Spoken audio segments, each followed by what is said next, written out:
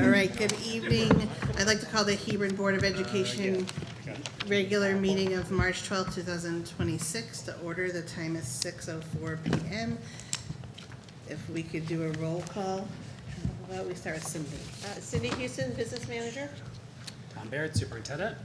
Heather Petter, Board Chair. Sarah Coppolino, Board Secretary. Kim Hills, Board Member. Alicia LeMay, Board Member. Tony Livernoise, Board Member. Don Briere, Director of Educational Services. Henry Morgan, Substitute Key Governor. Nice. And then we have Mr. Red Kinney, Director of Facilities and Technology. And of course our principals, Mr. Larkin, Mrs. Ariano. If we could all stand now for the Pledge of Allegiance.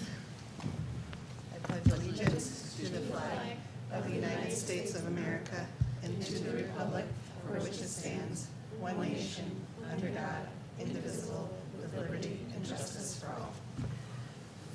Thank you so much. Next on the agenda is recognition. Before you go, I just want to say we were going to recognize, as along with whatever you're doing, our previous board members, Allie Schmeisel and Nicole Matthews. They were unable to come tonight, so hopefully they could come in April. So we'll kind of hold off till then to thank them for their years of service. Yeah. So it is Board Member Appreciation Month, and our trinkets did come in on time this year. They were late last year.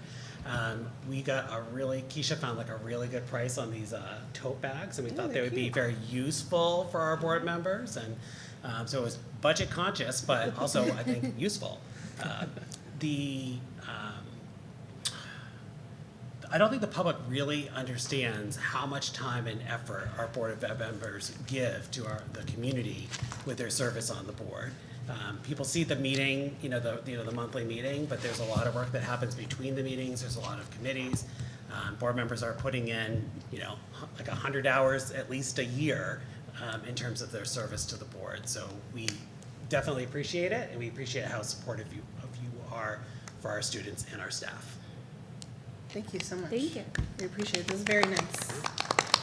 All right, and we're going to Thank you. do a quick photo op of our board members with our backdrop. Yes. All right, and then we'll move on with the rest.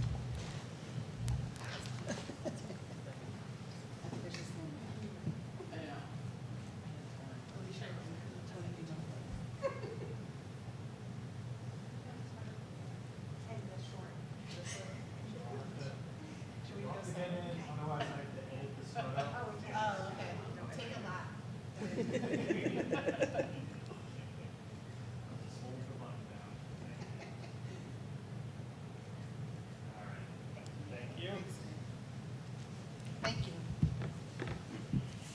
So help hold our budget book, Yes, that's true. right? Then I don't have to carry it like a laptop, a very big laptop. Henry, welcome. Thank you for joining us this evening. No problem. You're up with your report, if you're ready. All right. Okay. Pre-K students are learning about space. You can find them learning about the stars and moons and building rocket ships. Kindergartner students are learning about important people and events from the past. They are also completing an author study on Ezra Jack Keats. Students will learn how Keats writes in the realistic fiction genre while reading Whistle for the Wind. While they will discuss how Keats creates beautiful and lively illustrations in his book while reading The Snow Day. First graders students are learning how to read and write words are controlled vowels. In shared reading, they are learning about important people in our history, and in math, they are learning how to decompose numbers up to 20. In UFLI, students are learning about morphes, prefixes, and suffixes. Morphes are added to words to change their meaning.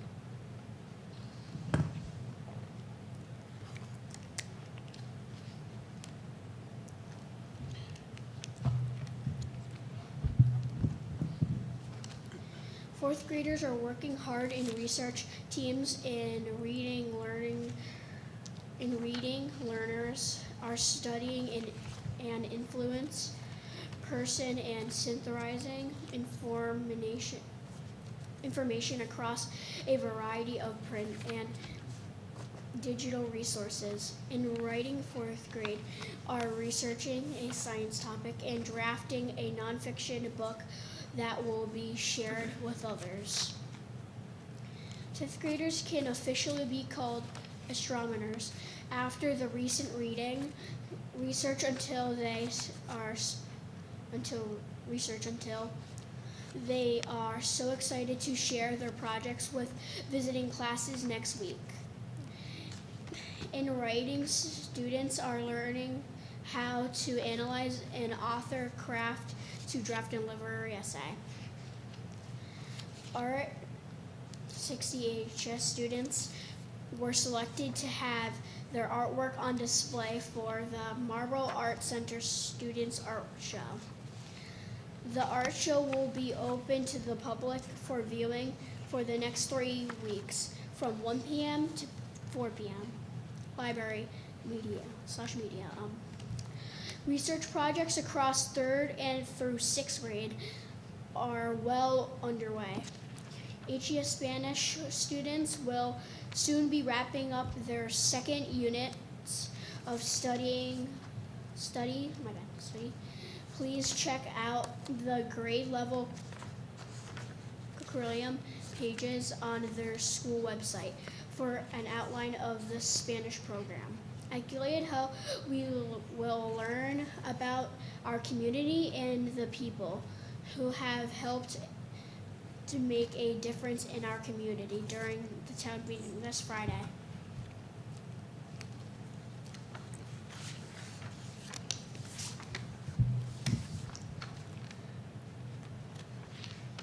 Our 6th graders have been working hard during play rehearsals, learning how to sing, dance, and act on stage.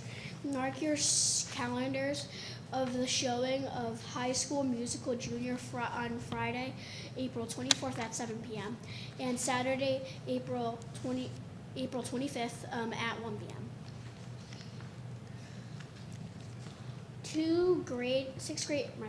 Two sixth grade band students traveled to the University of Bridgeport on Friday, February 27th to the practical in the Connecticut Elementary Honor Band Festival. Flute player Ellie Matthews and percussionist Ella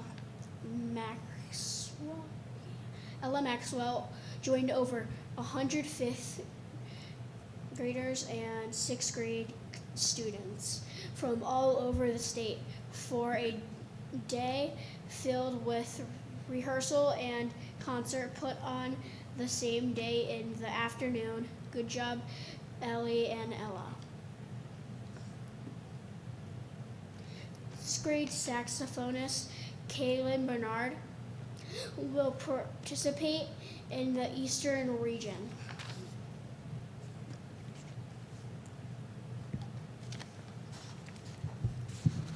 Middle School Band Festival on Saturday, March 21st. Caleb auditioned for the festival alongside hundreds of students from the eastern third of the state and was selected to participate in the festival filled with 6th, 7th, and 8th graders. Musicals, best of luck to Caleb. Congratulations to the 6th grade students who successfully completed their projects for the Norwich Region Contest of Connecticut's History Day. Hebron was well represented with this exhibit, documentaries, and websites. Logan May, Ryan Williams, and Jake Lee May. got an honorable mention for their documentary on prohibition. Paul Kinzer got third place for his documentary on cell phones, and Kobe Smizel, saying that right? Yep. Smizel got first place for his website on 9 to 11th. Those students will go on to the state contest on May 2nd at Central Connecticut State University. The week of March 2nd, Hebron Elementary School celebrates Read Across America Week. Read Across America Week was created by the National Education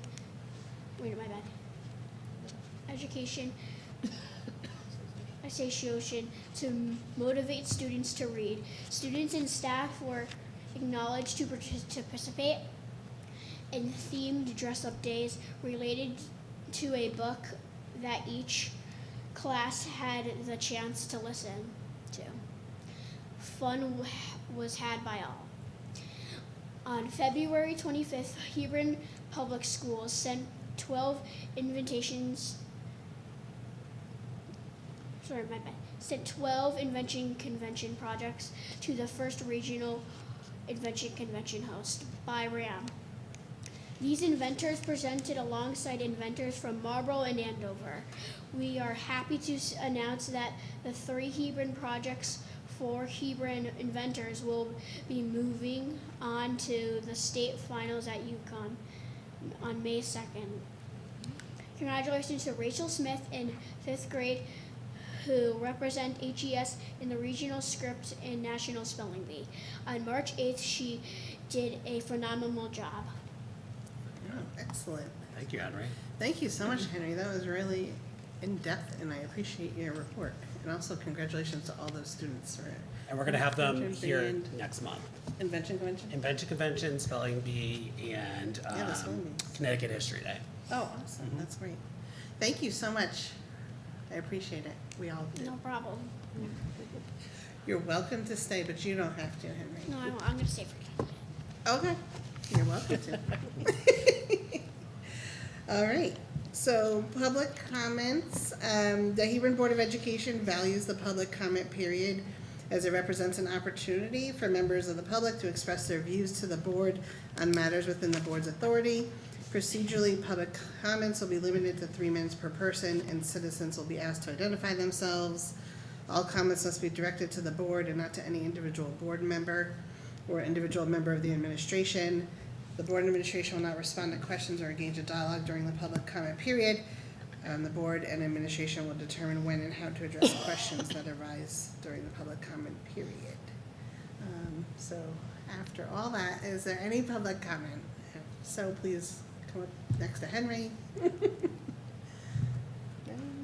All right, seeing none, we'll move on to the consent agenda. So trying the consent agenda, we used to do it, then we kind of took it away. Now we're bringing it back. Obviously with the consent agenda, if there's anything anyone wants to pull out and we'll vote on separately, that's fine. Otherwise, we'll just do one vote to accept the consent agenda as a whole. So before we go forward, is there anything that anyone wants to pull out at this time? No, we're good. All right. I mean,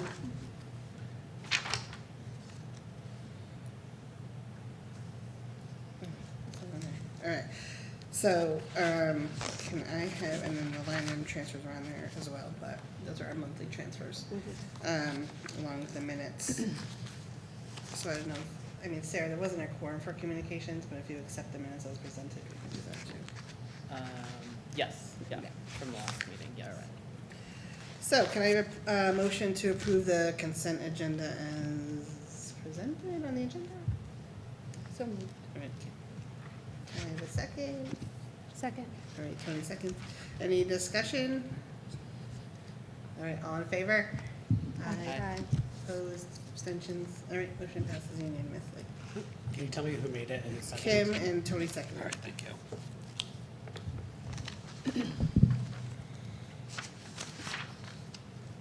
All right, so old business, we have, obviously, the budget. And we're not doing the line item Oh. transfer now? It was on the consent agenda. It's just, oh, okay, that wasn't, okay, I didn't know if it was like an Oh. A and a B separately. Okay. But No, no, it's usually Cindy, all together one when you do consent, but Yeah. I'm happy to Okay. answer any questions. Okay. but Gary, Cindy's, yeah. Okay. Answer any you, she can. So our discussion of possible action regarding the 2026, 2027 school year budget.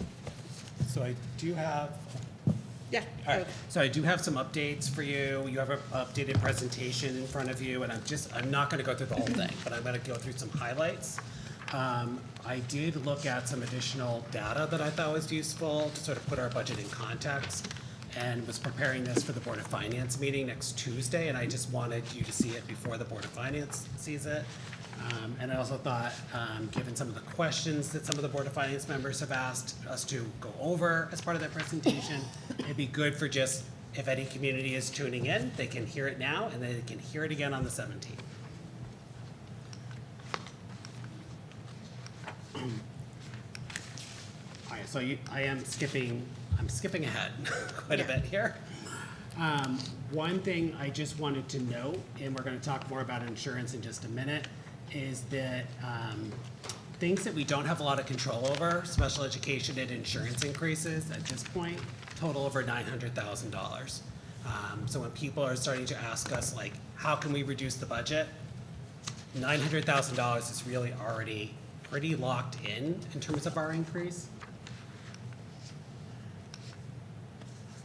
We discussed this at the resource management meeting last week, but for the public, we are gonna make some changes to some of the one-time curriculum material purchasing that is going to bring that amount that we're gonna use from the non-lapsing account into the range of 65 to 70,000. Before it was around 73, maybe 74.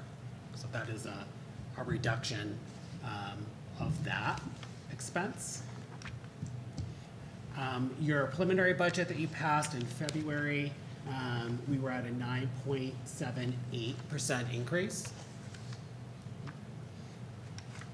We discussed these changes at the Resource Management Committee meeting last week, and the committee recommended that you move forward. At the time, it was an 8.9% increase. The only thing that's changed since last week, and I will go down through each of these, but the only thing that's changed is the insurance update. So we originally were looking at a $54,000 reduction. You're now looking at a $32,000 increase. That is because our health insurance premiums are now set to raise 21%. The insurance consortium met today. We discussed where our renewal was trending. We talked about this a little bit last week, but for people who weren't there, the piece that's really driving our increase right now is what's called stop loss. And stop loss is essentially an insurance policy that we take out so that any claims that are exceedingly large, we basically have an insurance policy that will pay after we reach a certain total. So the total that we have for our stop loss policy currently is $150,000. So once we have somebody who exceeds $150,000, we no longer pay. The insurance company pays from that point forward. One of our high-cost claims was identified last year as a laser, which means that they know it's going to be a continued high-cost claim, and under Connecticut law, they can say, we're not gonna cover up to 150. You have to cover up to 3 times that amount for 450. So we have one claimant that we know we need to recover up to 450,000. This year in our renewal, they're telling us that they're gonna put a laser on a second individual. So now we're gonna have a second person that we're gonna be covering up to 450,000. And they're just increasing the premium on that policy in general. So that in order to meet those claim projections, we're self-funded, so we're really guessing with our insurance company what our claims will be next year. Then we collect enough money to cover our claims. We have a good sized reserve. We're right kind of like at the line or a little bit below what our consortium has set as a target, which is a percentage of the claims we expect to pay. For people who have been on the board for a while, you know that in years past, we had an excess of reserves and we were spending it down. by reducing our premium. And one year, I believe we reduced by like 6% or something. So instead of an increase, we reduced our premiums by 6% that year. In a number of years, we had 0% increases. The last couple of years are just really trending the opposite with these high cost claims. Pharmaceuticals are also driving a lot of the renewal. Price of drugs has just gone up exceedingly. So we are at 21%. We also voted today to allow East Hampton Public Schools to enter into the consortium. It's a win-win for both groups. We would like to see our consortium grow over time. They would represent about 40% of the new consortium once they enter. They'll buy into our reserves over a period of 5 years, and they are required to stay in the consortium for that 5 years. So they couldn't withdraw before then. Cindy and I did look at the state partnership plan because that really is the only other alternative for insurance. It was still more expensive. It's a richer plan. We think more people would join. I can tell you that it seems as if every new employee that has been hired in the last like 6 months, but probably even going back to the beginning of the school year, is taking insurance. So that's the other thing that's driving our insurance costs, is just we also are budgeting for more people to be on insurance as well. How much currently is the waiver for people who don't take the insurance? We don't offer a waiver. We do not. Have we considered offering a waiver? It's been brought up in years past, but we have not. It would be part of like the negotiation process with the contract. So we will be negotiating with teachers coming up, so that may be something that they or we would propose. But also something that'd be added to our budget. Correct, yeah.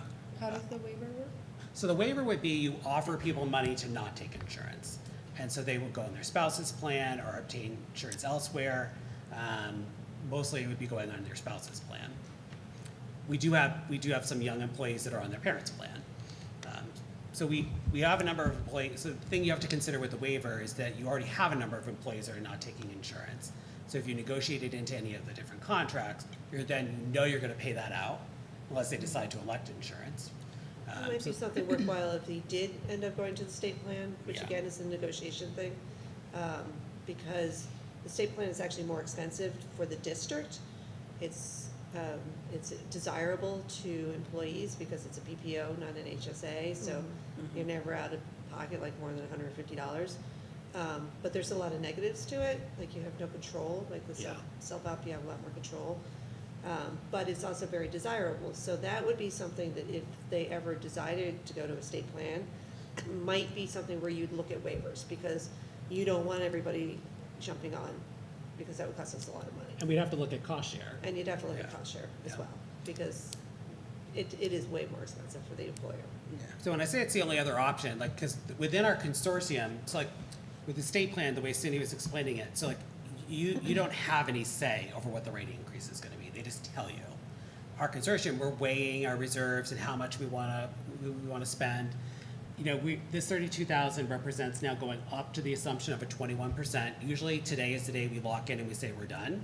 Because we have now just allowed East Hampton to join, we may be able to negotiate a better stop loss policy. We're also exploring other options besides the $150,000 deductible. What if we had 175? What if we had 200? We know about how many we're going to have that are going to hit that threshold. So we're looking at, like, do we spend less in premium, but we know we have to pay out, 3 more people times 25,000. So it's a big calculation that we're doing with our broker. So we are going to go out to bid again for our stop loss at those different levels with now the East Hampton, whose claims frankly are running better than ours. So that's going to help, hopefully. And we're going to meet again in 2 weeks to see if we could reduce from the 21%. I think if we reduce, it will be minimal. We're also concerned just about where our reserves are sitting with some of these high-cost claims. With East Hampton coming in, what will help with our reserves, getting a little into the weeds, but what will help with the reserves is when they join, they will be paying 12 months of premium, but we don't start paying their claims until about a month and a half with them being with us. So we won't be paying any claims out for a month and a half, but we will be getting a month and a half worth of revenue that we can just then assume will help buffer our reserves. So we're not factoring it into a rate reduction because we know that we have a very conservative target for reserves, and we are a very conservative bunch as a consortium, but if we didn't have East Hampton coming in, I think we would have potentially even gone above a 21%, just to put a little bit more into the reserve account. So it's not great news. Maybe in 2 weeks we'll be able to take a slight reduction, but again, I'm not terribly optimistic that it's going to be a huge amount of money if there is any reduction to take. And we did, like I said, we went out and we did price out the state plan to see if it was cheaper. The other options would just be within the consortium. When we go out to bid, we could choose a different carrier than Anthem. We could, Aetna, Cigna. I mean, there's other options. So we're always looking at that as well. But at this point, what we have is our best option. Excess costs, so we did discuss moving our assumption of an excess cost reimbursement rate of 70%. Based on what I'm hearing from Hartford, that's an optimistic number, 70%. So I could not recommend we go above 70%. I think a lot of districts are budgeting at 60 or 65. But we do have money in our non-lapsing account to cover should we not get the 70%. We reduced the GHS instructional specialist position from full-time to 0.6. This employee who is returning from maternity leave is asked to go part-time. It's a very pragmatic decision. We do not want this position to be part-time forever. It will probably work its way back into the budget over the next few years to back to full-time as she's ready to work full-time. So this is a very pragmatic decision. We have a really good employee who will do excellent work. We'd rather have her part-time than not at all. The GHS principal and dean will be shouldering more work, but we did also bring in some additional PD funds and curriculum development funds to help buffer the loss of the instructional specialist. That's reflected in that $21,000 net reduction. Special education transportation, you're gonna have an action item coming up where we're asking you to approve a special education transportation contract. We went out to bid with RAM. We really, because we added another van this year, we were hitting the dollar threshold that we needed to go out to bid. RAM was also wanting to go out to bid, so we combined forces to get a better rate. We can reduce our budgeted amount for special ed transportation by $17,000 as a result. We felt that we could reduce the legal budget. We just have been accessing our attorney less. And so when we looked at the last several years, $25,000 seemed like it could be an appropriate amount given what we know to be our negotiating contracts coming up for next year. So we feel like that we could reduce the legal budget by $5,000. And then we also just hired our new computer technician, and this person came with less experience, so that meant they were hired on the lower end of the range. So we can budget for $3,000 less in that salary line. So at this point, you have a total reduction of $39,046, which would bring you down to exactly 9.5. And this is how that then is laid out across our different budget drivers. You can see insurance increases now exceed your contractual salary increases. I don't recall ever seeing that before, but when you're above a 20% renewal and you have more people accessing insurance, that's what it leads to. And that's why I said we're at this point over 900,000 for special ed and insurance alone. So it'll be up to you if you want to vote to pass that savings along to the town. We are presenting next week, so it may be nice to be able to say we were at 978 and now we are at 9.5. I still think we have a very long budget process to go, and so I wouldn't recommend any other reductions at this juncture.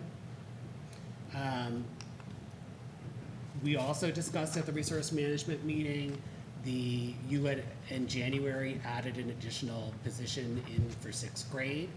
We discussed it as really right on the line on what our Board of Ed suggested class limit sizes are in 2nd, 3rd, and 6th grade. We have exceeded these from time to time, especially when we've had a burst of enrollment over the summer we didn't anticipate. They are suggested class size limits, but we've historically been 22 or under. So sixth grade was of concern when we're getting up to 23 and 24 students in a class. The Resource Management Committee asked us to go back and look specifically at third and sixth grade to see what our student needs are. We've done that. We're not ready, though, to come out with a recommendation between third and sixth grade. I think that we won't really be ready to identify which grade. We think second grade will be okay. It's really third and sixth grade where we're more concerned. But I think we need to give it some more time because more students could enroll before the end of the year. And honestly, our needs could change over the summer. That has happened before. But if I was asked right now, I would say we're probably leaning towards grade 6, but we're continuing to look at it. This is what our staff changes look like at the 9.5. So you can see there are still a number of reductions that have occurred.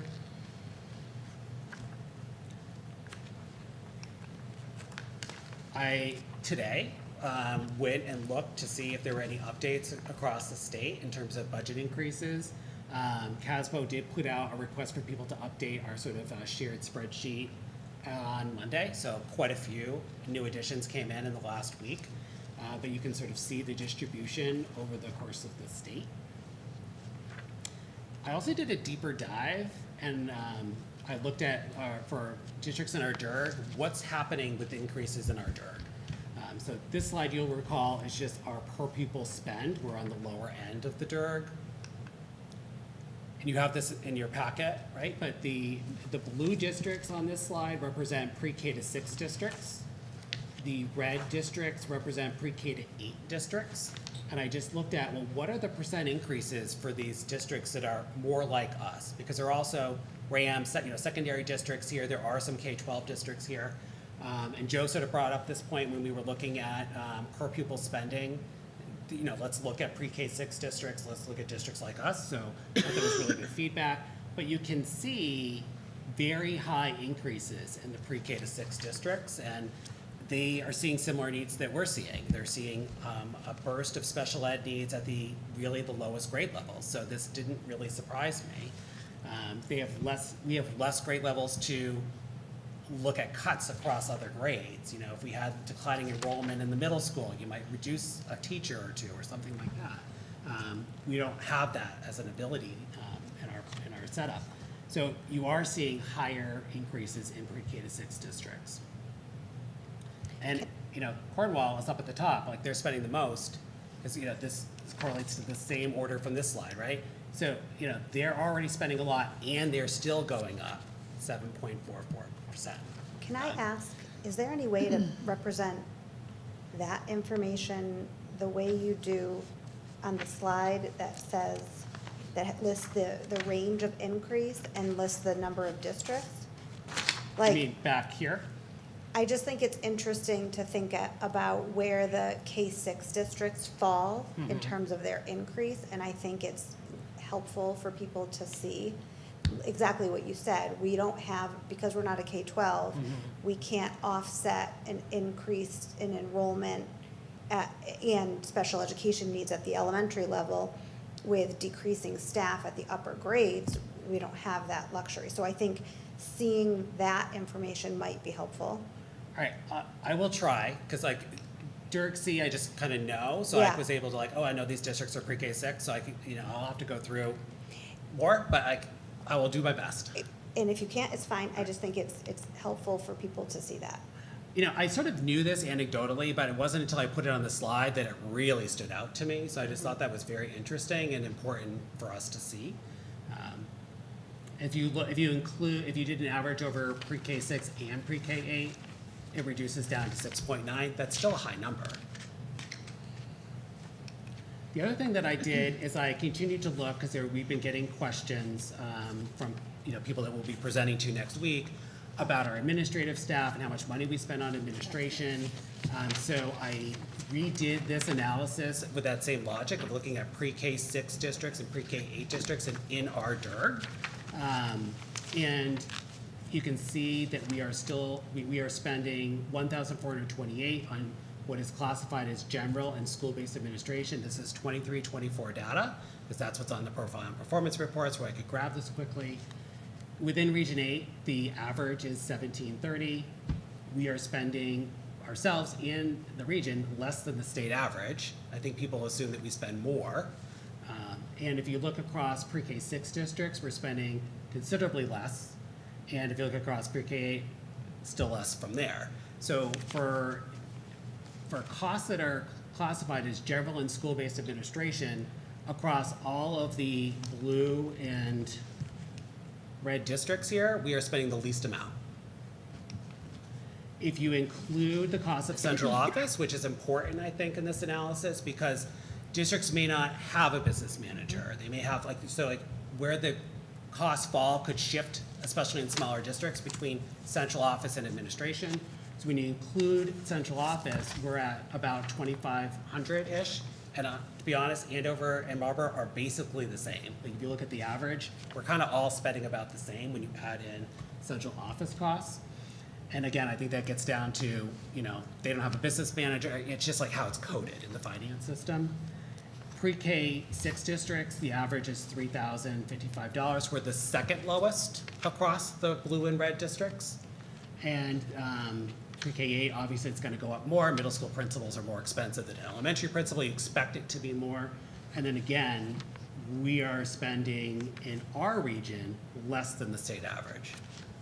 So just the other thing that I took a look at is for our administrators, part of the reason we shifted to the dean model and brought them into the administrative contract was that they would have the ability to evaluate certified personnel.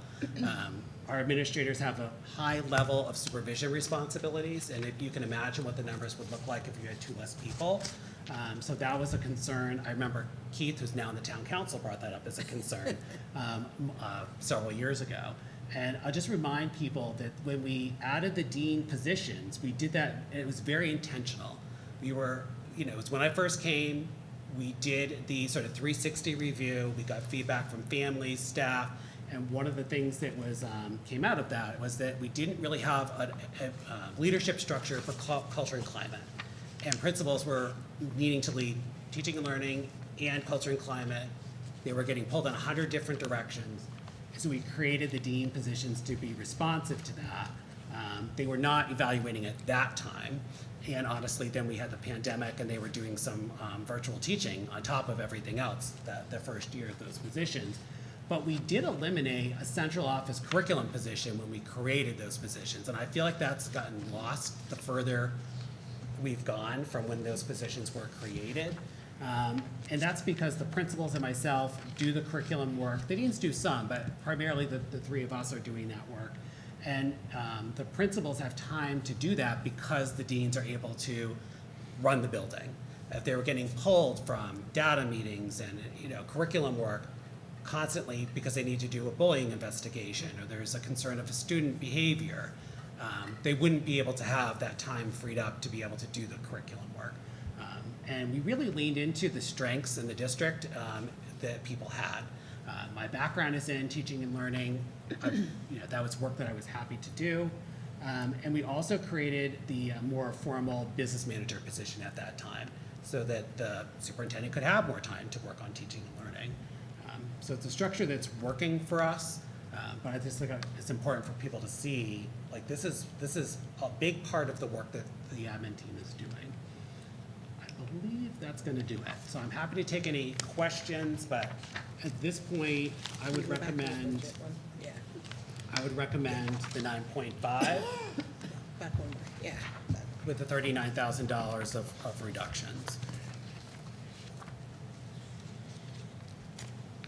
So as Dr. Bird mentioned, at the Resource Management Committee meeting, we went over some of these.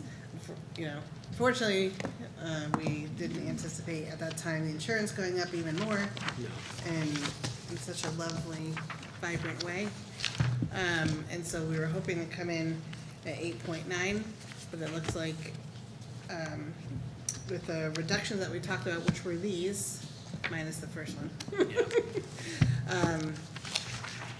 We're able to at least present next week a 9.5 if everyone's agreeable to these reductions, which I think, don't ultimately, impact student learning. I know with Dean and Miss Ariana. We'll have to pick up some of that instructional specialist piece, but otherwise, I think this is kind of like a good thing to go in and say, you know, we did what we could, and this is what we think we need, you know, for our students, for our community, for our staff, and maintaining programming. So, I don't know if anyone wants to comment, or otherwise we can make a motion just to approve the deduction for the 39,046 for now. Good. All right, so can I have a motion to approve reductions to the preliminary 2026, 2027 school year budget totaling $39,046, detailed as discussed, and then communicate these reductions to the Board of Finance at our meeting next week? So moved. All right, Sarah moves. Sarah second. Kim second. All right, any discussion? All right, all in favor? Roll call. Oh, we should roll call. Yeah, no, you're right. Thank you. Tony Livernoy, we'll roll call because it's the budget. Okay, Tony Livernois, aye. Alicia Moran. Alicia LeVey, aye. Kim Hills, aye. Sarah Capolino, aye. Heather Bennett, aye. The motion passes unanimously. Thank you. Okay, great. And I do have your note, Tony, that you mentioned, like looking kind of at that special ed piece too, when we're looking at grade size. So I know Yes. we have to wait until we, you know, time goes on, we know a little more, but that's something we can maybe look at later on, or the experienced folks can look at. Next is discussion and possible action on the school building infrastructure. Nothing at this time? No. Discussion and possible action to appoint members to the building committee and the liaison to the local governance partnership. Anyone decide they want to join Alicia for that illustrious committee? 2 special meetings coming up. Maybe our new board member we'll keep it on there. We'll Yes. keep it on there. Yeah. So under new business, we do have to set we do have to discuss the preschool tuition rate. Right now it's 8,000 for 8,000. full, remind me, part-time. 4,000. 4,000 for part. Sorry, okay. We added that. Remember, they're attending. Right, that I forgot we finance. had, yes. Okay, so 8,000 for full-time, 4,000 for half-time. We really did increase this last year, but we can have discussion on it. I personally don't feel comfortable increasing it at this time, and I'd like to leave it as is. But everyone can speak to, I can't speak for Joe, And I'll just say, but I'm pretty confident he would agree. so you really need to set the rate tonight. Historically, if you increase, you vote on an increase. If you're not increasing, traditionally you just haven't voted. You just have left it as is and not taken Yeah. action. No. But I think this would be hard to revisit later because we are going to be doing the lottery and be offering seats, and people want to know what is the rate going to be. So that's why we traditionally have done it at this month. And the preschool is covering all of the costs beyond, Correct. you know, what is Yes. state Beyond the mandated, required, yes. correct? Like Yes. with the $8,000 this year, that's working for this year? This year, yes. Yeah, this year we are, sorry, I didn't mean to interrupt. Yes, this year it is covering all but the required general education funding that we need to expend. And then the Smart Start, which is not called Smart Start, I always get it wrong, early childhood helps cover our needs for families with needs, so. So this year it is working, and the numbers will depend a little bit on where we end up with those families with needs, of how many open positions we have for paying tuition. But for the most part, I feel fairly comfortable where we're at. Yeah, it will depend next year on open enrollment, insurance changes, you know, like that's always just a moving target. We also are hoping that I'm just gonna keep calling it school readiness, that funding is going to increase. It has never increased since I've been here, but it's supposed to increase for next year. So if that occurs, that would if it goes up as much as they're telling us it should go up, it would more than cover a $250 increase in terms of additional revenue coming in. And that would cover at least a single plan. It would cover, yeah, so. So you did increase it by $750 last year, and we are one of the most expensive school-based programs out there.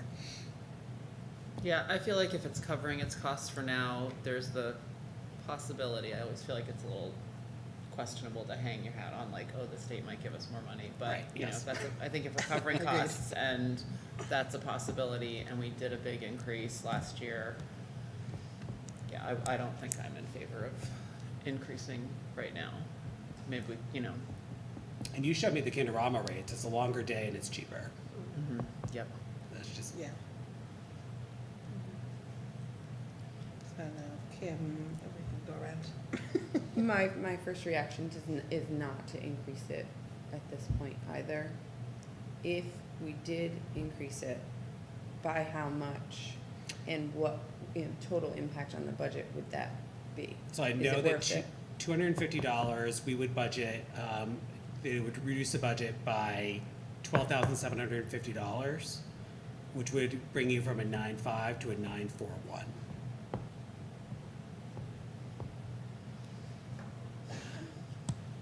And how many families or students are accessing? Are you estimating for next year? We have 90 students the program is designed for 90 students. 90. Yeah. Not all of them pay tuition and not all of them pay full price tuition. Got it. 24 of those are half-day students.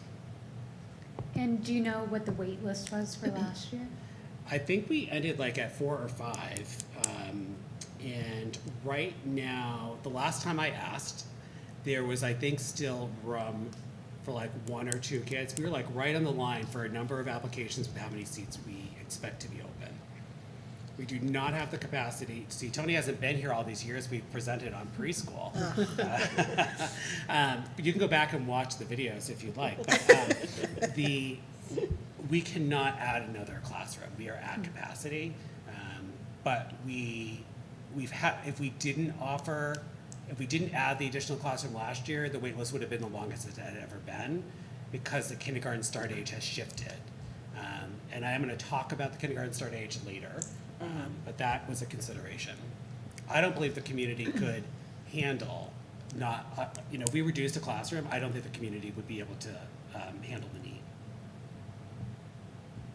Well, and if we reduced a classroom, doesn't that, I forget what the magic number was, but doesn't that actually increase our costs because we'd be It would increase lowering our the costs. tuition? So that would be, I can't remember off the top of my head exactly what the numbers were, but there was a turning point where if you reduce the number of tuition students by a certain amount, then you would actually increase. You'd have to increase we did look at that this year. We did look at it this I year. think we and looked at it honestly last year can't- when off the top of there was my a head, big remember push what to it was. add it. It was like it just. Yes. If I you- felt like it took 8 years to add that classroom. The caveat, Yeah. the caveat is that we do not consider the dean a preschool expense. Right. So that is just the other caveat, that some people will disagree with that, but, that position is servicing the whole school. Right. The principal is not a preschool expense. Right. Electricity is not a preschool expense. And it's for full day, full pay is 8,000? Yep. Yes.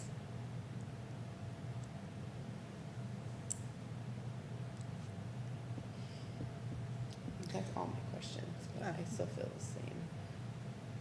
Yeah, it's a little bit tough to look at the budget increase and not take advantage of raising tuition, but I just don't think, given the increase that we did last year, and given that it's self-sustaining right now, essentially, I don't know, yeah, I'm still not in favor of. Right, so I feel like if we increase raising. it, it's to help the rest of the budget. but Right, it's and that doesn't self-sustaining feel right. program. Right, Right.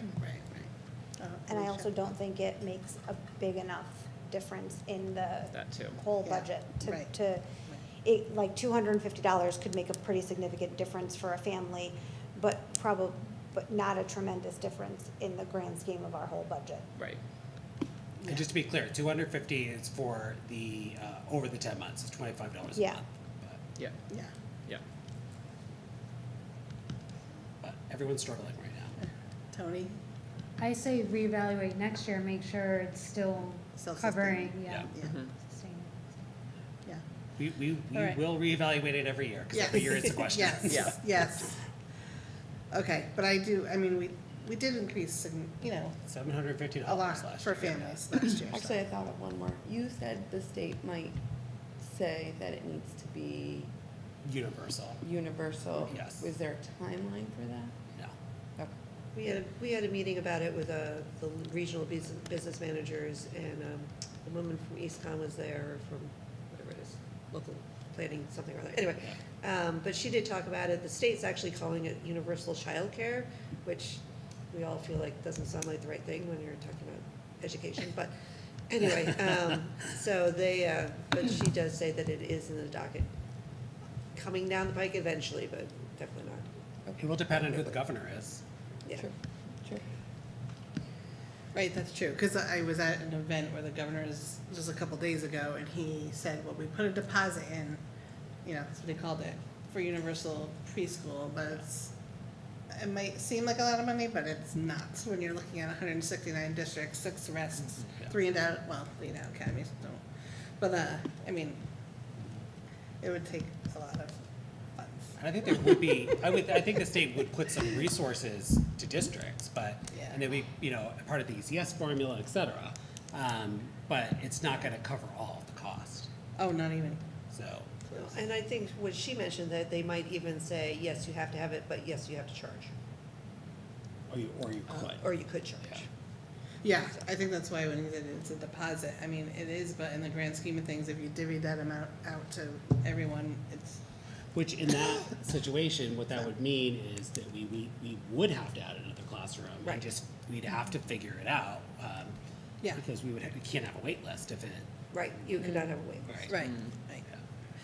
I am But for then you could universal charge preschool. What's that? If they allow you to charge, then you could, or you would have to Yeah, you could- possibly charge yeah, more. You could say it costs 30,000. Yeah, then I bet the state will put. Oh, my cap. goodness. I'm sure they're, it's way too early to look at any of that right Yeah. now. And I'm It doesn't sure- mean they get It'll rid of the take them word childcare. forever. And I'm sure there would be a sliding scale for anybody. There wouldn't be a cap on the sliding scale. That's probably true. Yeah, I am 100% for universal pre-K. yeah.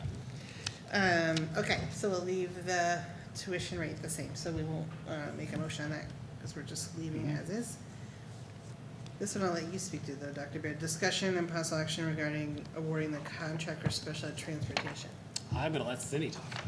So, we did, as Dr. Baird mentioned before, we did go out to bid for our special education van transportation for our out-of-district students and our midday special education runs for our pre-Ks. And 3 companies came out to bid. We had M&J, Ambassador Wheelchair, and, oh my gosh, now it's completely escaped my mind what the third one was. He's gone. He's gone, thank you very much. And the lowest bid was Ambassador. We did a due diligence, reached out to all their references. They got glowing references from everybody. The in-district price was just too hard to beat, to be honest with you.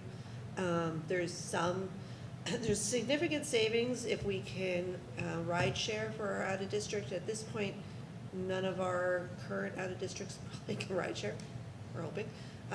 But I have a meeting with them on Monday with RAM and the ambassadors, if you guys agree with all that. But it is our recommendation. RAM did vote to accept Ambassador Wheelchair Services at their meeting last month. But it is a nice significant savings. You'll see we had $17,000 on the slide.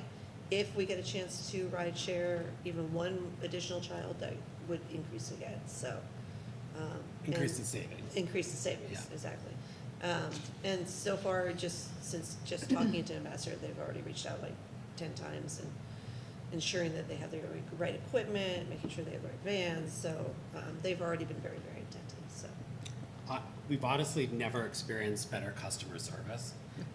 And, you know, they're trying to get the contract, Of course. thing, right? But like, with the references you talked to, it was like, nope, anytime we need something, it's like, we will have it the next day. I mean, Yeah, Don and Lisa will have their cell phone to the manager. I mean, Lisa can call them 24/7. They also all said that they have incredible relationships with the drivers and the parents, which is really important when it's a one-on-one like that.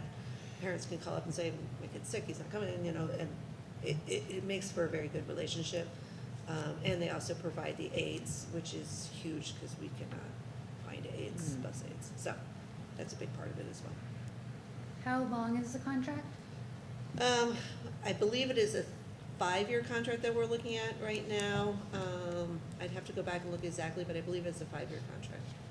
And it is helpful to co-op with RAM. That makes it does help us. We're small that we would not have gotten this good of a deal if we had not done that, so. So there is a letter in there recommending, so if you want to make any discussion or any other questions, just let me know.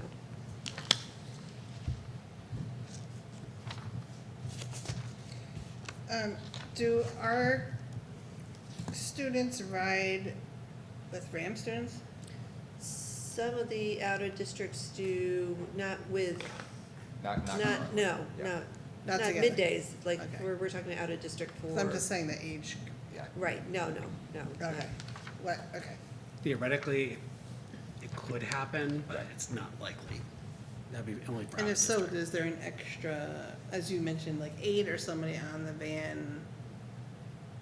I think it all depends on what Yeah, they say so. from special education. Depends. Right now, we don't have the aides, but we have had needs for aides in the past with students who have now passed on to RAM, so depends on the student. It's nice that the new partner Yeah. has them provided to us because it is difficult to staff that position. And they also provide the equipment because our students are small, so they have all the Right. car seats, restraints, and all that kind of good stuff as well. Do Sounds we, great. is our current transportation with RAM? No. Yeah, it is. No. So what if we have I'm just asking, because I can't help myself. So what if we have a 5-year-old and an 18-year-old in the same van? What if we do, or could we? What's your? Yes, what if we do? Because we could, right, potentially. Yeah, as long So, as. like, I don't, I mean, I would be much more concerned about that if it were multiple 18-year-olds in the van with a 5-year-old. It sounds like if there is ride sharing, it would likely be, we currently don't even have 2 students, so it would be Right. unlikely that we would get a mass of teenagers needing to go to an outplacement with a kindergartner. I mean, it sounds like it could happen. Anything could happen. I would just So- like, so- if it did happen, Yeah. like, I feel like there should be, They usually, I'm saying this to you, Dr. So- Beer, there needs to be somebody else on that van. Right, absolutely. Oh, I agree with that. That's where you're going. Yeah, yeah. Because I don't. The like, in-district rides will be preserved, so we'll still have just our students on the Yeah. in-district rides. Yes. But the out-of-district rides, to the point, a lot of the outplacements only service students of our age, for example, so it would be a moot point. But absolutely, if we had a 5-year-old with an Because I know 18-year-old. RAM has a lot of, I do know that. Yeah. They have a lot of like those half day, right, where they go to half day in the morning and half day program in the afternoon. So that's why I'm just thinking. Yep, those would not be the half-days with us, though. Our half-days are purely. Okay, on their own, right. all right. So I don't foresee that Okay, scenario arising. I know, Yeah, but I'm yeah. just, I I'll have to be on- I'll be say, on watch. I have Yeah. to say it out loud. Yeah. Because I just do. Yep. So I'm saying it, letting you, in your expertise, keep that in mind. All right, does anyone else have any? Okay. So this will be in conjunction with RAM, right? So motion to award the bid for special education transportation to Ambassador Wheelchair Services, Inc., in conjunction with Regional School District 8, and authorize the superintendent of schools, Dr. Baird, to finalize the contract. So moved. Second? Thank you, Tony. All right, any discussion? All in favor? Aye. Aye. Opposed? Abstentions? All right, motion passes. Just saying this. The next is discussion regarding the appointment of a Board of Education member. So actually, I had that on my chair's report, but I'll talk about it now. So the town council will be voting on the Board of Education appointment at their next meeting on the 19th. So 2 days after we present. So on March 19th, next Thursday. I believe there's only one, but don't quote me on that. I'm pretty sure there's only one. I did reach out to Tiffany Teely, the chair of the town council, because the charter says, you know, the updated charter says that they have to do the appointment in collaboration with us. If there's only one, there's not much collaborating to do at this point, but will be something we have to look at further. You know, we start preliminary discussions, what that would look like to our whole boards coming together, kind of like looking at, you know, people's resumes or whatever they handed in. But anyway, I don't think this time, we probably won't do that because there's one. So we will probably welcome that member, hopefully April? April 9th, Yeah, at our April meeting, as long as they get sworn in.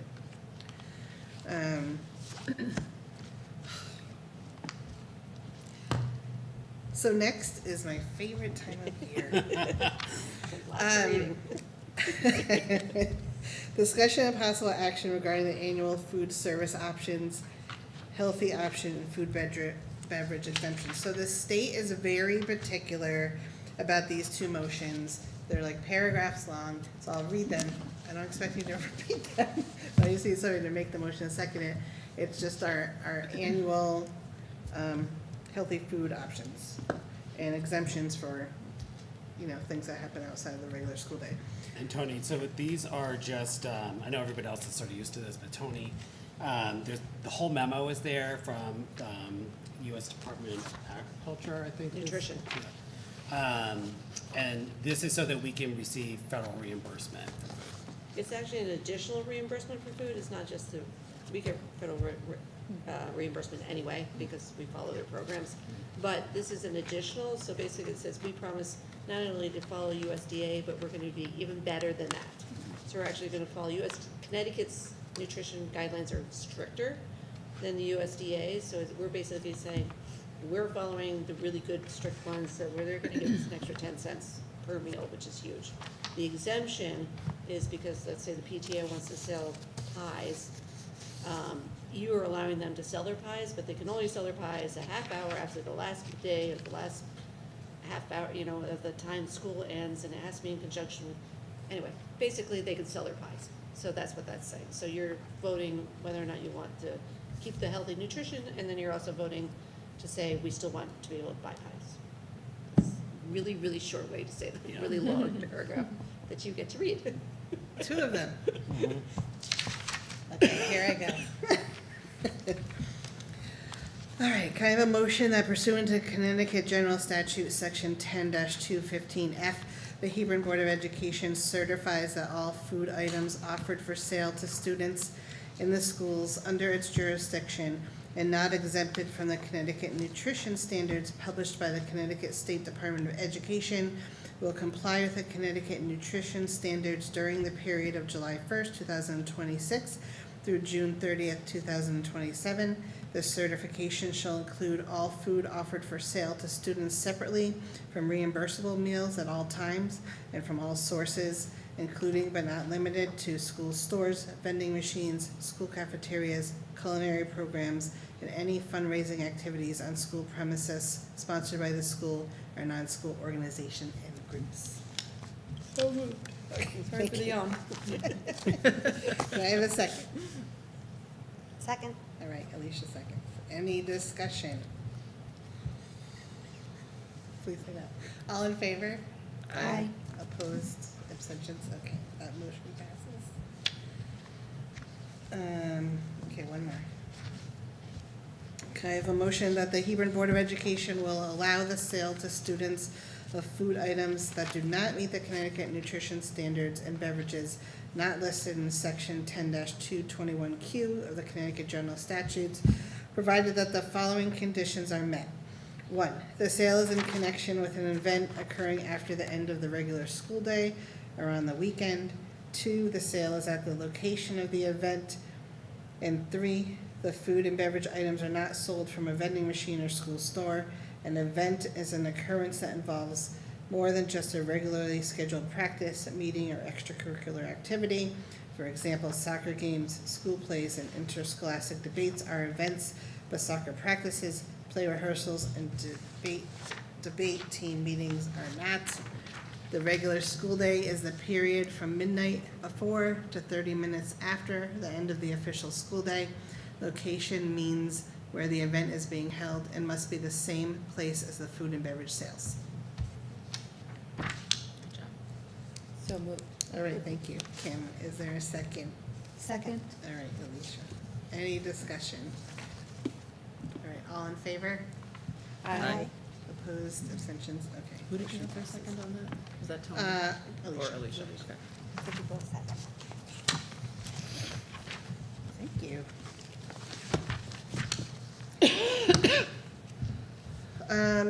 Chair's report, just a reminder that we are presenting to the Board of Finance, the Town Council will be there as well, on March 17th, that's Tuesday at 7 PM at the library. So if everyone is able to, we always love to have the full board. I understand, there's, things that you can't get away from, but if you could join for any portion of the time, that'd be great. So we'll be presenting then, and of course answering any questions that they have. Do you know what time that is? It's at 7. So, Yeah, at the library, You're going downstairs. second. Oh yeah, Ram will be first, so if you do have something, you can come a little later, but it might be good to see both. I think there's a middle school sports awards Oh, that night? for the winter Oh. that night as well. But it might start at 6:30. Oh, okay, So maybe. okay. Okay. Thank you for letting me know. We already talked about the board appointment, so we will know more about that after next week. I did receive an email from Richard Steiner, who reached out to us, asking, and he would, he understands if we don't want to as well, but if at some point we might want, a presentation on the Public Works facility, being proposed. I think, in his email, his, reasoning, because obviously it's not in our purview, as the Board of Ed, is that just to get more information out there, and he thought having a short presentation here might reach more families and parents. I think right now it's budget season, so it's not the time, but if I can bring it up later on and I'll let him know that. I mean, budget season is, but maybe later on, if that's something that the board wants to do. Again, it's not really our purview, so we won't have a lot of say over it. It's really just to help them get the word out. We don't have to do it, but I wanted to let you know that that ask was made. So unless somebody really wants it, or the majority of the board really wants it, that presentation sooner, I'd rather say we'll revisit it later on. Are we all good with that? Agree. Is I one agree. of his reasons that it could impact budget decisions from the town?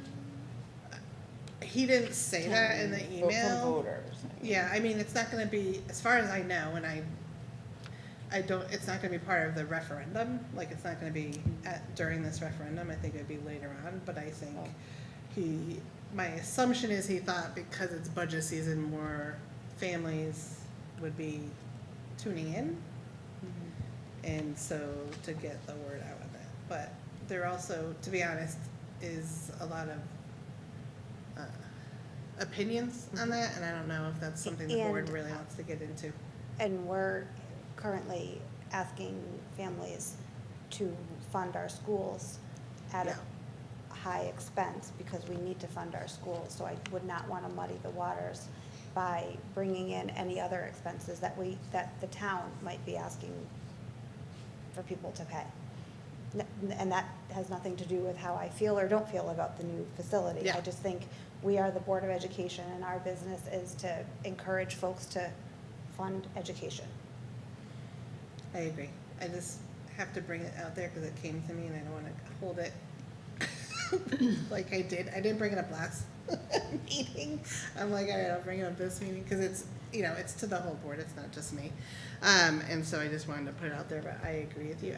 I mean, if we want to revisit it, we can. It's not something I think that's necessary or going to, that's all I'll say. But are we good with just not now? I don't know when we could do it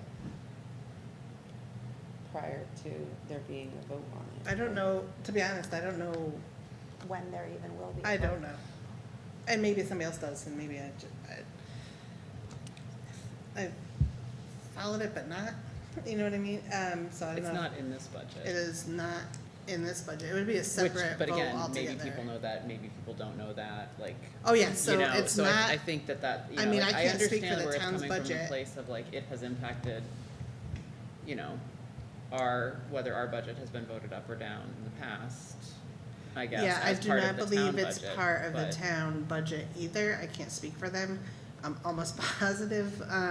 I think it would be a totally separate vote. Yeah. That, I mean, it's too large of a project for it to, it can't be in the town budget. So it's too large of a project to be, it would have to be voted separately at some point. I think it will It be feels- important for the town, people in town to understand that this budget that they're voting for does not include that and has nothing to do with that, because there may be people who don't understand that. Yeah, and maybe that's But I'm something. not sure if presenting it at the Board of Ed Right. clears Yeah, that I up. agree, because it's the purview is, that's not our purview, so it kind of, So if Yeah. anyone, we're not gonna present here, he's not gonna present here, but if anyone wants more information, yeah, they could reach he's out their to contact. Richard Steiner, and I know the other folks in the project, sorry, I don't know their names, have been like putting out letters to the editor and things Yeah. on Facebook, so if anyone's interested, please reach out to those folks. But I just wanted to bring it to the board, because it is for the board, and that's all I have. Dr. Baird. I'm going to be exceedingly brief tonight. The first part of my written report, you can see that we continue to do a lot of work in math. I spoke a lot to that last month, so I'm not going to elaborate, other than to say, as a former math teacher, it warms my heart to be spending so much time on math. The flood that we had over Thanksgiving, that work is all complete. So we're done. We're in the recouping our money from the insurance company portion of that event. I will speak to the building committee later on when we get to that. The legislative session is well underway. I apologize that I'm forwarding you so many emails about things that are up for discussion, but many of them are interesting. And it's a short session, so there shouldn't be so many interesting things, but here we are. I did provide testimony to the Appropriations Committee on February 17th, and then and the Education Committee on February 20th.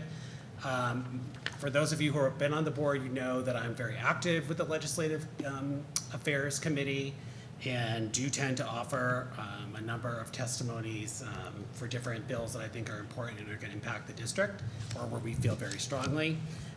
This year, I'm really focusing my energy on excess cost and special ed funding and trying to amplify my voice by only really focusing on those things.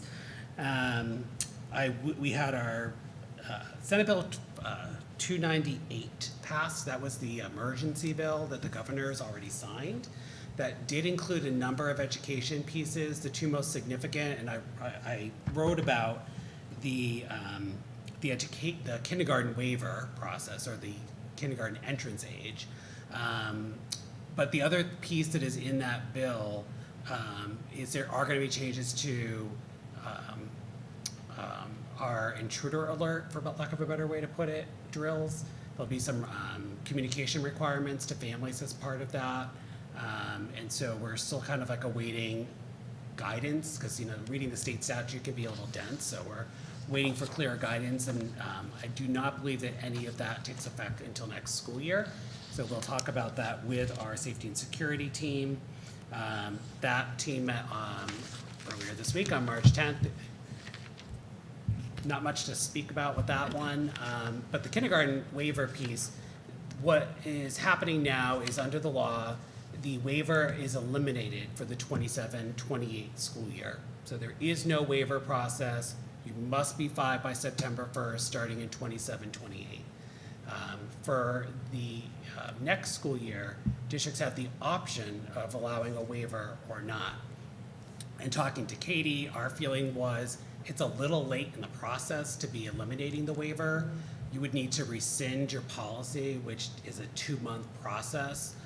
The applications were due like a couple days after the governor signed this. So we just felt like it would not be appropriate to sort of yank the waiver away from people after they put in an application for it. So we're prepared to continue with it for this year.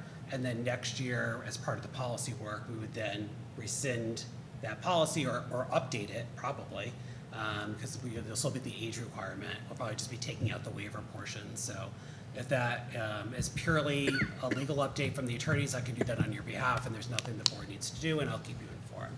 But I did want you to know that we are going to continue with the waiver for the sole reason that it just feels too late to not. Yeah. That'll do it for me this month. Thank you. Yep. All right. Cindy, the business manager's report. I won't be quite as fast, but I'll try to be fast. So transportation, we've had a few delays due to some mechanical issues. We had to have administration go out to 3 different bus incidents in the month of January, sorry. We continue to work closely with DATCO on making sure that those incidents are taken care of, and any mechanical issues are being addressed immediately. We already talked about the RP, so I won't have to talk about that again. Student activities accounts are pretty much on target, as they always are. Food service, we're on target for sales as we were. I still feel that unfortunately, we will still need the entire contingency that you put aside last year in the budget. It definitely was not one that we talked about earlier when we talked about future budget. We really are not prepared to change that. Legislation is out there for free breakfast. I didn't put that in the report, but it is being discussed. Who knows? I mean, a couple of years ago, they said not free, and then 2 days before school, they said it was free. So you just never really know how that's going to work out. That would make a big impact in overall sales for us if that does happen. But we talked about the healthy food certificate. Preschool is swimming along. We are getting close to the end of the year, so now we get a little bit more, make sure that we're getting everything. We did change, last year, we changed the payment schedule so that it's paid on the 20th prior to instead of the 1st of the month, so I'm not waiting in June to get the last June payment. So that has definitely been very, very helpful, and we've been, families are very attentive, so that's been a good thing. The grants, the seed grant, we got our second, well, the town got the second distribution of $10,965. Still waiting for that to come over to us, but it will. That'll be the second installment. I think there's 2 more installments that come in, and it's going directly to the town SIP programs. I have to take a look at that. They did also get their first ECS in January as well. DRIP funding, that was all finalized. Our final number from the state of is $57,533.80. There is a waiver or a form that had to be filled out by all 169 towns and districts by April 15th. Most of us had the superintendents on the same program, and they were signing it as we were talking. So hopefully that will happen as soon as every single town and every single district has signed theirs. Then they'll start distributing. So he promised us that they would send that money prior to June 30th. He was hoping it would come out in May, which would be exciting. All superintendents have to sign it Every single before they will send any district money. Really? Yep, every single, all of them. Okay. And I'm only looking at you because, you know. Okay, so we're never gonna get it. So the town, it does, yeah, it does go to the town. It will be distributed, it will be managed the same way that the town manages their LoSIF, which, unless you're in town, you probably don't know what that means, but it's an interesting grant. We kept asking him like what the guidelines are, and he kept saying his standard answer to almost every question we had was, talk to your auditors, talk to your lawyers, talk to your auditors, right? So, but really, it's gonna be managed the same way you manage your LoSiP. So we can hold on to it and use it for projects. The way we go through facilities in our district, I don't know how much of that we'll be able to hold on to, but it is nice to have that available to us. And it is a 2-year guarantee, so we assume it's gonna be close to 57,000 again next year. So And we'll this see. one, unlike Seed, RAM has their own allotment, Yeah, not no, it's all ours. mixed in with ours, and, That's excellent.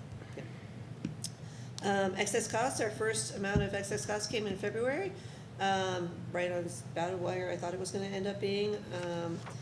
The balance will be coming in May, that will be kind of a shot in the dark as to exactly how much we get in May, because you have to put in your last request in March. Every single district does a last request in March, so there's only so much of the pot left, there's 25%. So if everybody had a huge influx of need that hit the excess cost, that will reduce the amount that we get in the 25%.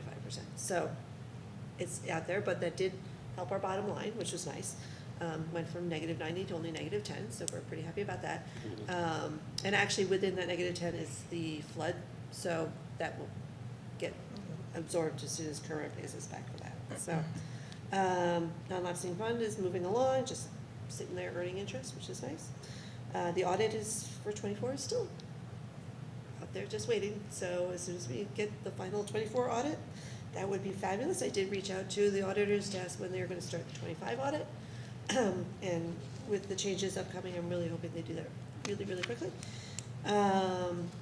General fund, like I said, we're down $10,206, which is $80,000 better than we were last month, so it makes me feel a little better than that.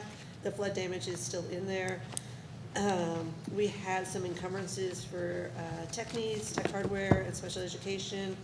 I'm feeling comfortable that we'll be able to start spending some of the tech funds so that we can start preparing for next year, because there is a very good program that Hebron has always had to be able to purchase at the end of the year for the next year for that. And it's something that we definitely want to keep on going. So right now, I feel like we're going to kind of finish the year right on budget. So I'm feeling fairly comfortable that that's where we'll land at the end of the day. And I don't have to talk about budget because you guys talk about it every second of the minute, so. Does anybody have any questions? Do you have any questions, or Sarah, did you want to go over the line item transfers? we already did that. I know. Oh, I'm sorry. Oh, no, that's okay. Okay, No. okay, all right. Thank you, Cindy.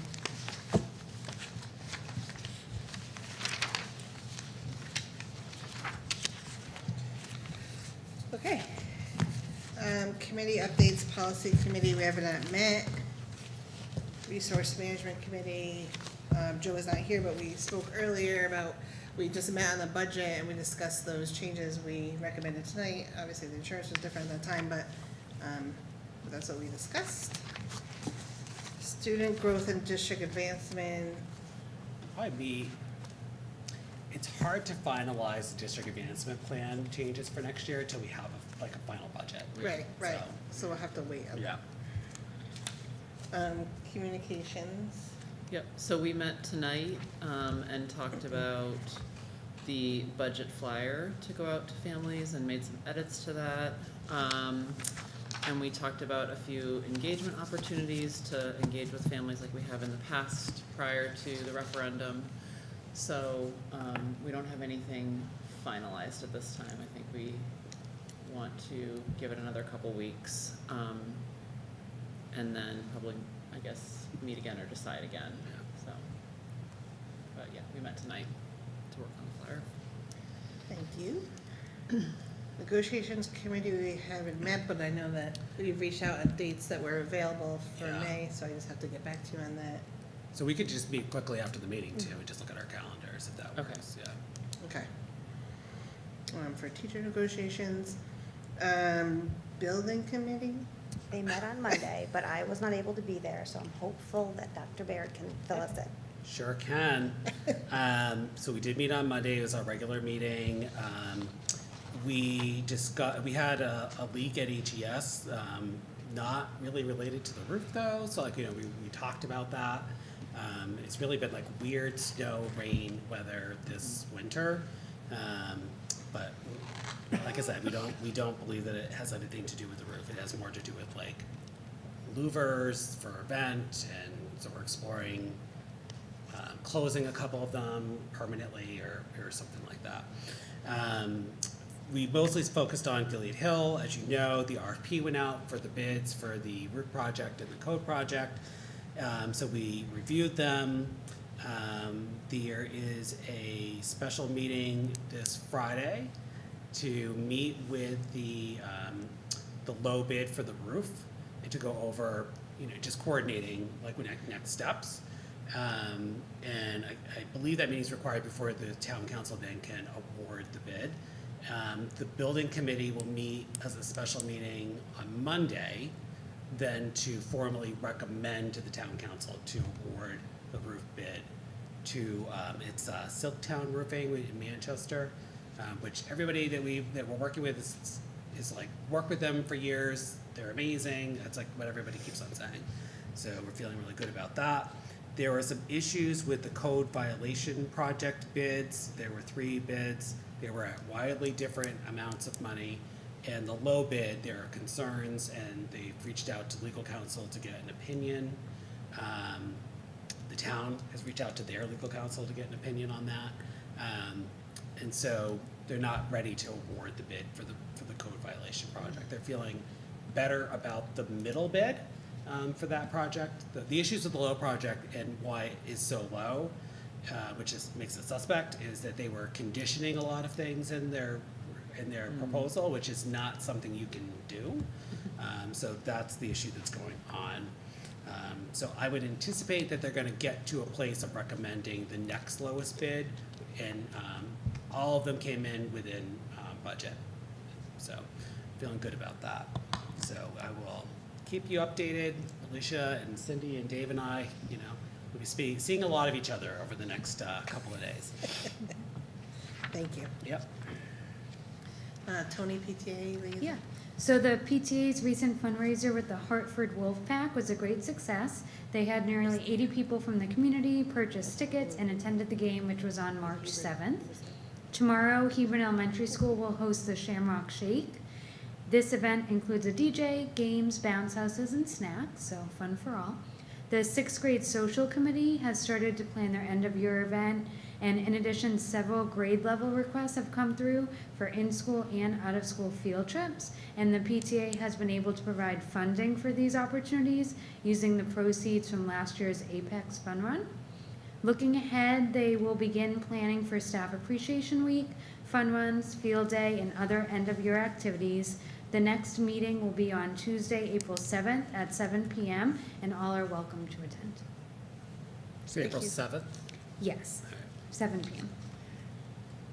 Thank you so much. Mm-hmm. Local governance partnership. We didn't meet yet. The next meeting is May 28th, so we have a while. What's the date, John? May 28th at 1 o'clock. Location is to be determined. Oh, okay, I thought we were hosting. I have to go double check that. My email was from January. Okay, so, all right, yeah. Wellness committee? We're gonna meet next month, the 8th, I think. Yeah, I have the 9th, but So close. it's in that The ballpark. 9th. Okay. Sounds good. Thank you. All right, next on the agenda is board member comments. I have Yeah, some. sure. Well, I look forward to next month when we get to congratulate History Day students and Invention Convention students here. So congrats to the students, and thank you to staff that put those programs on, as well as the art department for the art show and the students that qualified for that. And thank you to our music department and Mrs. Sandstrom for the 2nd grade social dance was this week, and my daughter and husband really enjoyed that and came home shuffling and boogieing, and so that was really fun. So good times. Nice. Mm-hmm. That's awesome. Any other comments? All right, can I have a motion to adjourn at 7:33 p.m.? So moved. Kim, is there a second? Second? Tony. Any discussion? All in favor? Aye. Aye. Opposed? Abstention? All right, motion passes. We're adjourned. Thank you. But if the negotiation folks could meet for a second. Yeah. Is this your first?